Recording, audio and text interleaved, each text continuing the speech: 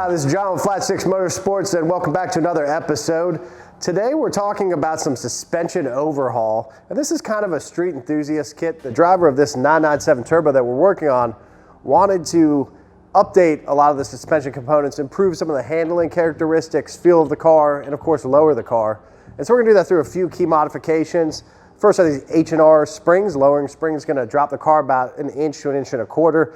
Gives it a really nice look. He wanted to retain the factory PASM struts, so he'll have full functionality there. And then we're going to add Tarrant Engineering top hats. These are machined aluminum parts that add additional camber and a monoball mount for more rigidity of the suspension. And then we're going to finish it off with some sway bars that are going to help get rid of some of the body roll and make the feeling a little more direct on the steering. So some of all these parts are going to be a better looking car that's going to perform a little better and also feel a lot better going into turns. So this is a 997 Turbo that we're doing a lot of things to. We have it kind of pulled apart right now. Why don't we show you how some of these things go on and just what that process looks like, and then we'll finish up with some impressions of the net of these parts.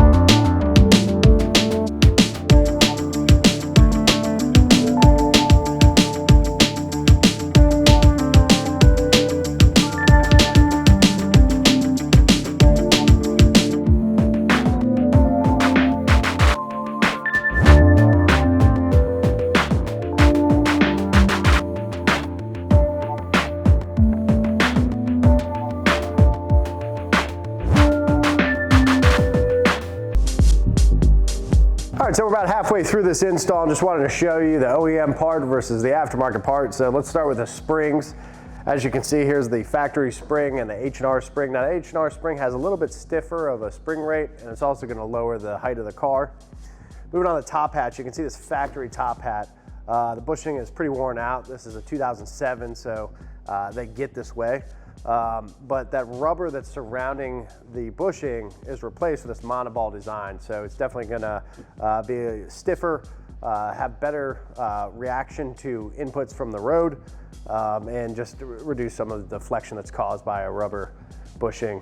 On the brake lines, we're replacing the factory rubber hoses with some high performance Goodrich lines.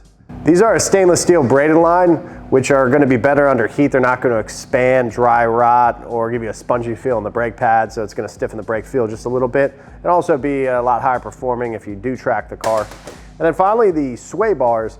These are a solid sway bar, very dense, and basically the key difference here is a larger diameter, more material. It's going to weigh just a tad bit more, but it's going to transition the weight transfer of the car in a much quicker and direct way.